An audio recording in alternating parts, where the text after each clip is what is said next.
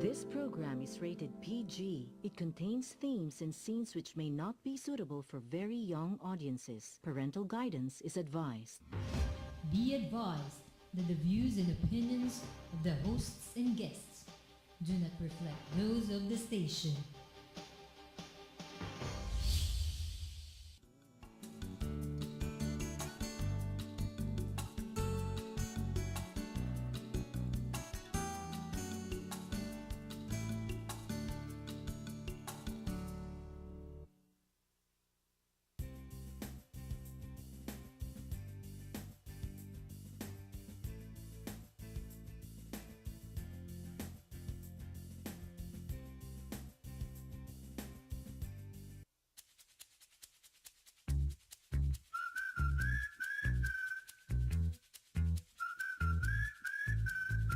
You had a baby, you were 17 years old. I was on the road trying to make it my home.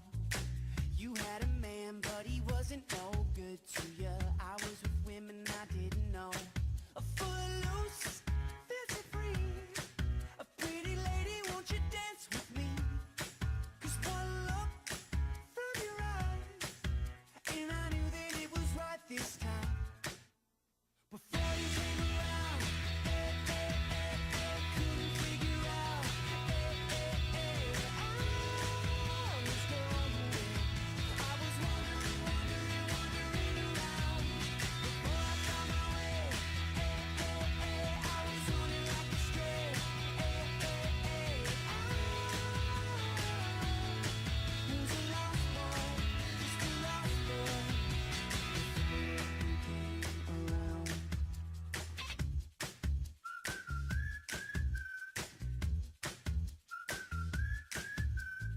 Sweet country baby, you were singing at the airport, raking in tips with the Healy blue. I must have passed you by 100 times before Cupid saw it fit to let me dance with you. A footloose, fancy free, a pretty lady, won't you dance with me? 'Cause one look from your eyes, ooh, and I knew that it was right this time. Before you came around, couldn't figure out,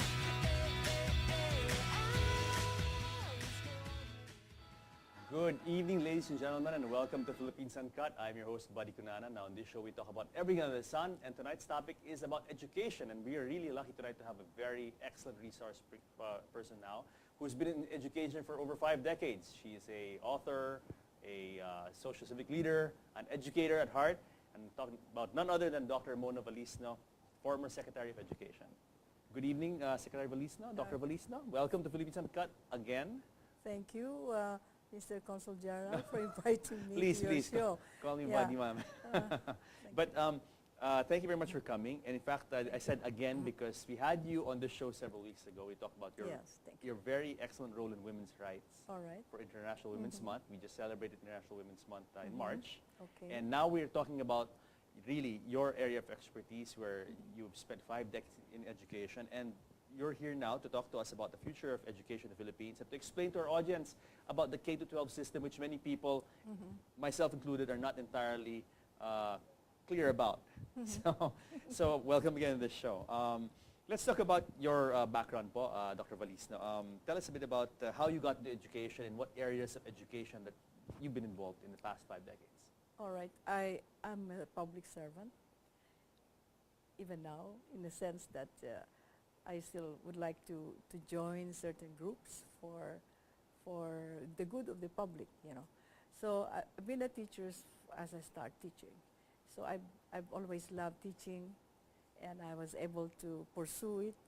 And then through scholarships, of course, I have spent other people's money, but I saw to it that everything is compensated into the humble contributions that I've been making. Yes. So I finished my bachelor's degree from Philippine Normal University.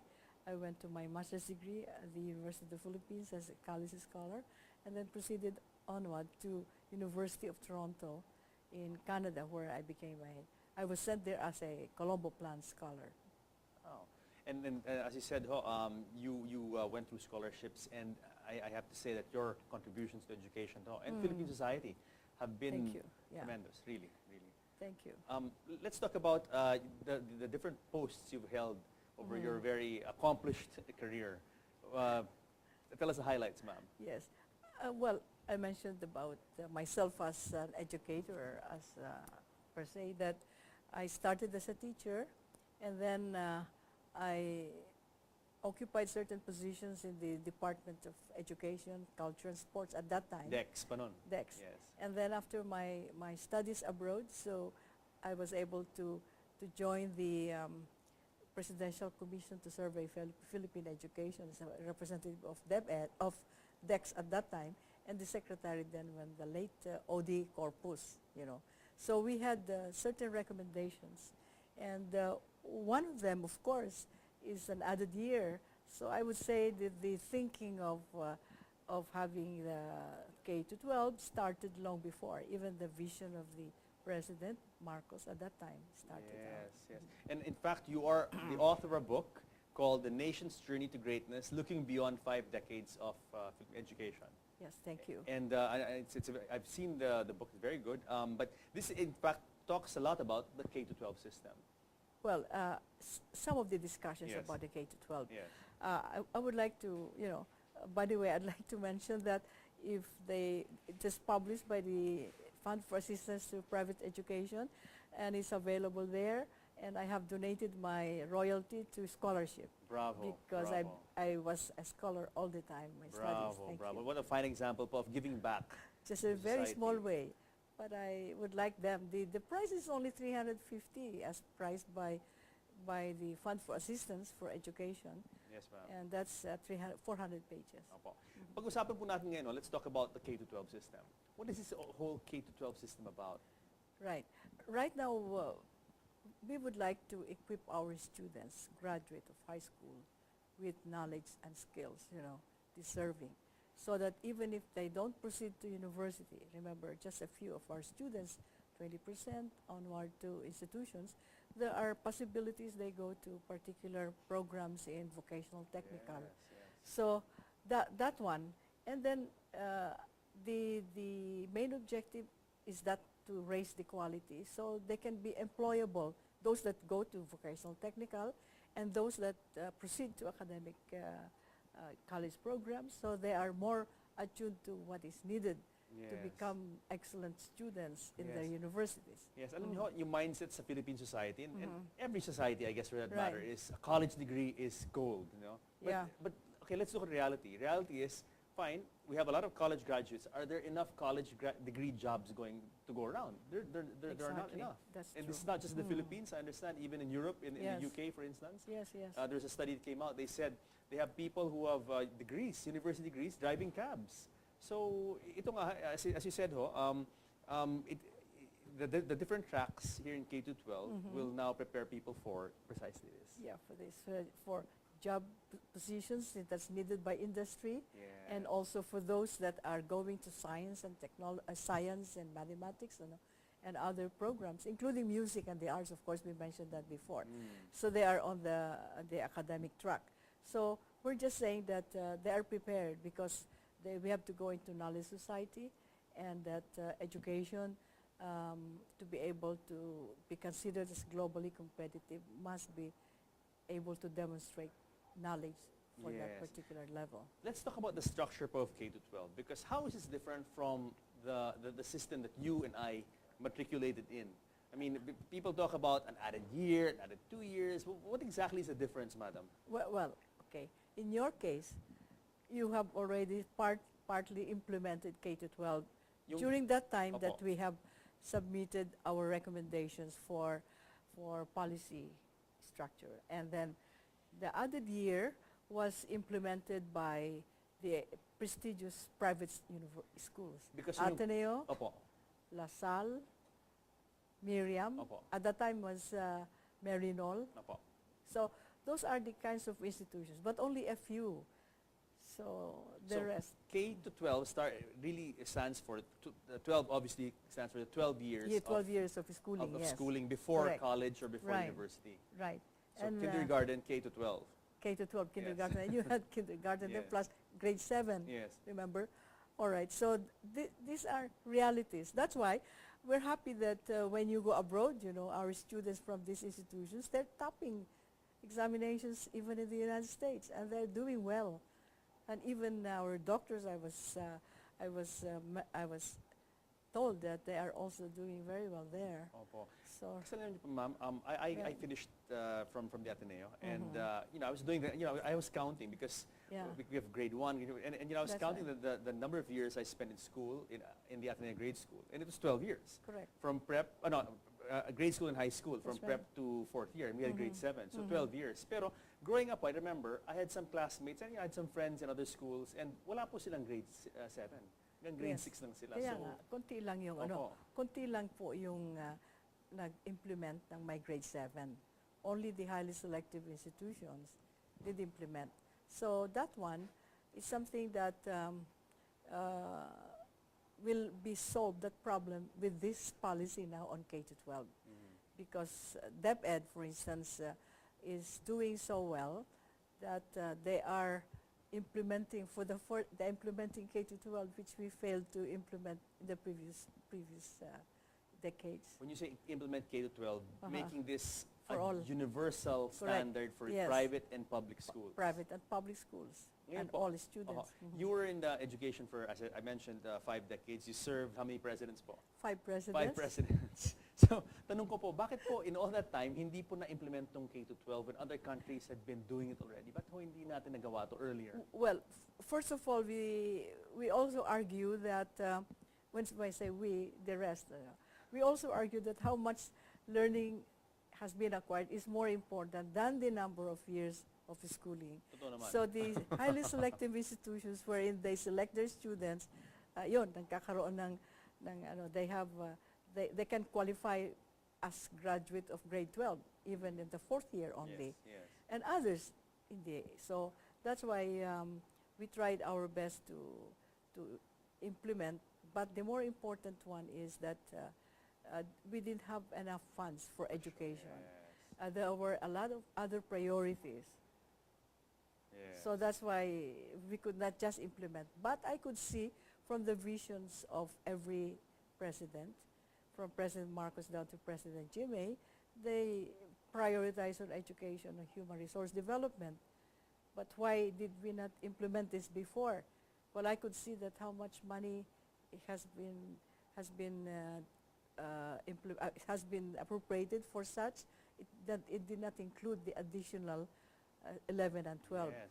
And that's a lot of extra funding for 2 Right. more years. Teachers, materials, Yeah. books, And- infrastructure. And now it's even more because our population now has increased 200 million. Oho. All right? Opo. So these are maximizing whatever problems that we have had before. Opo. Opo. So sana mabawasan sa good family planning, because we see to it that the parents also are partners of education in building up that Yes. quality of education for the children. Alam niyo po, I'm so glad you brought up that issue of family planning. Although this is not a Right. family planning show, but Yeah. you of all people po would know. A lot of people talk about family planning. They talk about our big population and saying it's a gift. I mean, That's right. in many ways, it is a gift. Pero you of all people know what needs the hard work, the Right. amount of money, resources that need to be poured to even just educating a Correct. big population. And for you Yeah. to say that population control or family planning/family planning should be or is very important in light of of all these demands from our Yes. population. Of And we have course. a very young population. Oh, Yes, yeah. ma'am. Comparing to Thailand, for instance, they remain 65 million. 65 million. Tayo nung pa ganun. Oho. Tayo naman Opo. 100 million. So, Sabi nga nila, by 2020, baka tumama na yung Oo nga. 120 million. ngayon nakikita, sana kung there are lots of jobs, or the people can support every child, Yes. That is so important. Nakikita mo naman na maraming mahihirap na hindi sila mabigyan ng pagkain, hindi sila mabigyan ng tamang sustento, hindi sila mabigyan ng support even for education, maski magagaling sila. So we miss all of those talents. Opo. So what we'd like to do is something like management of family. So the the parents can also maximize their contribution to their children in Yes, ma'am. education too. Yes, ma'am. Now, going back to K to 12, I understand that 2 more years will be added to Right. basic education. We're 10. talking about high school education. Yes. Extra 2 years, and the effect of this on colleges, private colleges or universities, and all colleges, for instance, Yeah. for that matter, would be possibly you would have 2 batches with no students at all. And I understand in your book you propose a solution to this. I mean, understandably, Yes. the colleges are not happy with this. Oh, So, thank you. Yes, I did propose something like the DepEd will be given more funds. And at that time, our budget was only 170 billion. And to add 30,000 per student that per will- year, 30,000 per year that go per to year. the private schools. Yung tinitignan ko yung fourth year enrollment. Opo. Kung lahat sila makapunta sa either college or vocational technical, no? Because they're not all going to college. College, I was yeah. also proposing that there must be an aptitude test given so that they can be guided accordingly in their career. So that's why those that will go to college, universities and colleges, then they can be given 30,000 subsidy. The college will be given a subsidy. The student, Yes. siguro, the fund for assistance to private, but the Department of Education can handle the funds. Yes. And they give it to those deserving students, and they use that to enter grades 11 and 12. Yes, yes. Yeah, interesting. Right. What other suggestions would you have for implement in your book regarding K to 12 po? Yeah. Well, as I mentioned, the fears of the private schools, some private schools that they don't have first year enrollment Yes. after 2016. Yes. That one will not be a problem anymore kasi may pera na naman ng DepEd. Ngayon, mahappy nga ako dahil dumadaming pera nila, no? Yes. So, magagamit nila sa ganon because I know that Brother Luis True is doing very well for the implementation of K to 12. And I could see that he's utilizing every possibility by which it could contribute towards the improvement of education. Now, nabigyan din sila ng budget na mas marami, so in the future, mas marami pa sana. So that they can now send the grades 11, wala na sila mag-drop out. Nung secretary nga ako, maraming drop out dun sa fourth year level. So ang gusto natin, hindi sila magda-drop out. So, sayang naman, nandun Oo. na, imagine. yeah, pero isa sa mga drop out kwan doon problems, of course, yung family planning, even the students get pregnant while they are the poor ones. Yes. May mga ganung bagay. So that's why I suggested the sex education component, that one. So, Very important, absolutely. Is that being it's a implemented part- now? Is it being implemented now? I mean, are there programs like that I in think place? so, in a way. Yes. So to DepEd. but those are the fears of the population, Yes. Now, the other one is the parents. They say they will be an added gastos, Of course, diba? because parents would like to get the education That's over right. Ang as soon gusto as nila possible. matapos. Matapos na, Ngayon, parang trabaho. masasabi natin sa kanila, pag nabigyan sila ng TechVoc, maka-enter na sila ng job, provided, again, the institutions will have to link up with industry because we train our students not for the present but for the future. Yes. Now, I remember that one time there were the maritime education. We had about 40,000 radio operators, and then all of a sudden tumaas na yung technology. Nawala na Obsolete silang na. trabaho. Obsolete na yung kanilang That's right. skills. Yeah, obsolete na. So Yes. dapat ngayon ang thinking natin will be training them for the future needs of not only the country but globally. In a Alam way. niyo ma'am, talagang importante may synergy yung private sector at yung education. Oh, Para yeah, at of least course. we graduate people, Yeah, students, that's right. from Oo. basic education who can fill Oo. the needs Yeah, of those companies. that's correct. Yes. Ma'am, hold that thought because actually tamang-tama pinag-usapan natin yan because in our second segment, someone from the private sector Yeah. who's also involved in education is going to That's join good. us. Very So guys, don't go away because more of K-12 and the future of Philippine education when Philippines Uncut returns.